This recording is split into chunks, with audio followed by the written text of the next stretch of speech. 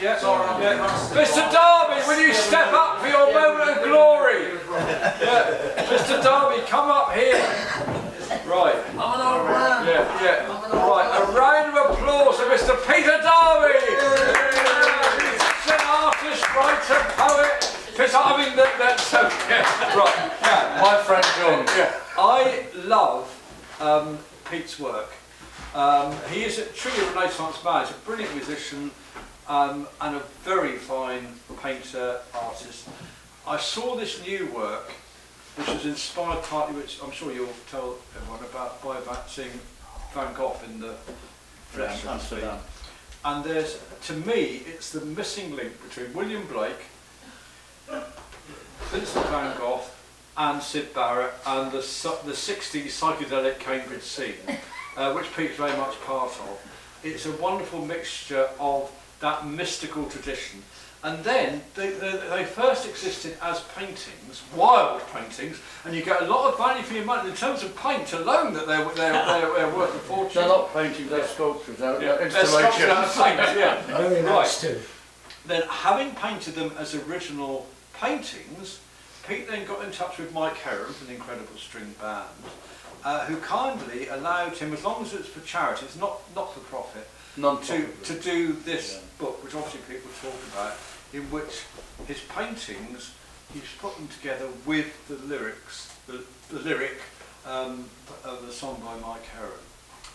And it's an exquisite production, limited, numbered, once they're gone, they're gone. So what we're here for tonight is, we said, free of charge, as a token of our esteem for Pete and Melinda, I said we'd love to host a tribute to and a launch, because this is the good thing, these paintings are going to be worth hundreds of thousands. Well, I'm dead. Yeah. So looking at Pete tonight, getting quick. So at the moment, he needs it now. They are very reasonably underpriced, and they are all for sale. They're all originals, and you never paint the same painting twice, do you, Pete? No, I can't replicate them. No way. So I could try, but they won't be the same. Well, to do I'm sorry, I've got to be the money grubbing. So how much are the paintings going for, Pete? The big ones are £275 with a book. 2,750. £275. These sides here, they're 200 plus a book. And you get a free book. The smaller ones are about 60. With and the books book? on their own are £12.50. But I don't make any money. I pay £12.50 for each book to be published, printed rather, and then I give £1 to charity. A friend's daughter started up saving and rescuing wild animals on the island. So I give £1 every book sold.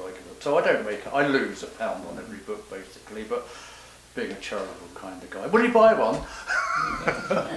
You've already got one. But it was great seeing, going to Amsterdam and seeing Van Gogh's paintings in the flesh. I've always loved him. My very first self-portrait was of Van Gogh style, and when I looked at it, it wasn't me as a self-portrait, it was Van Gogh. I didn't have a beard those days, because I could grow a beard, but I put a beard on. You've got two ears still. I've got a good ear for music. Anyway, so Van Gogh is the inspiration. I love the 60s, the psychedelic movement. I'm still there in there. No, I've never taken LSD. I tried once and I loved it. But no, seriously, I love that movement, the psychedelic movement, and Syd Barrett was a good friend, and he inspired me to paint and play music. I was in awe with that guy. He was a fantastic guy. And I was lucky to go into Abbey Road and see him do one of his last songs called Dominoes.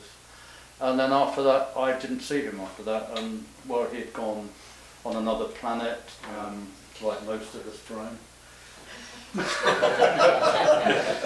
But so it's been a journey, and that's what Mike Heron's song is about. It's an inner journey, a man who resonates and has a friend as a tree, going to his tree, talking to his tree, and sitting there, and the sun shining, then it isn't, and he goes through some kind of awakening, an inner journey psychologically.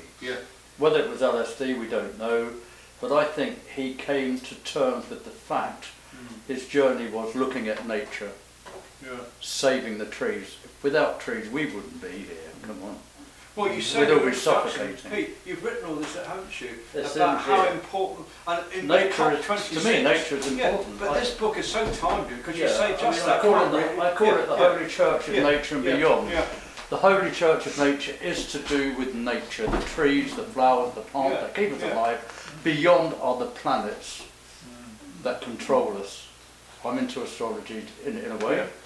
The planets do control us with the electromagnetic field that man has tapped into, why we have television, why we have radio, why we have poison in the atmosphere. We're all dying basically if we don't do something about it. So anyway, a big thanks to Brian and Dimbola, and big hand for Joe behind the bar who's come in tonight.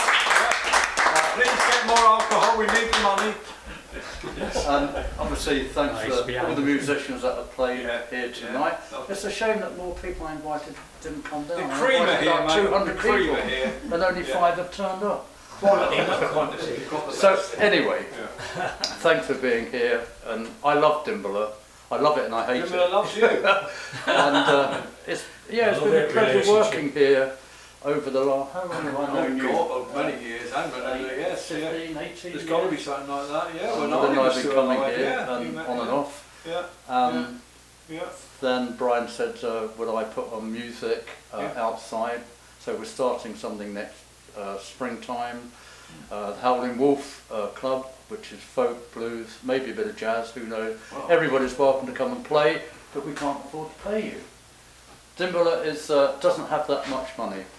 There's no grants coming in, so it's running a bit, not on the shoestring, but it is in effect. It's getting there slowly. I tell you what, Joe and the team, the cafe has been our salvation. Exactly. Yeah. So the new manager Claire, she's really turned this place around. Doing very okay. She's going to open it in the evenings next year, and I said I'd come and do a bit of cooking. So there you go. So let's hope next year. Steady on. Steady on. Steady on. Steady on. You've tried my cooking, you liked it. I'm still alive. I don't know what. So anyway, thanks for all coming here. In cooking, It's been a great evening. So officially, let's formally. So this book is formally launched tonight. Hooray!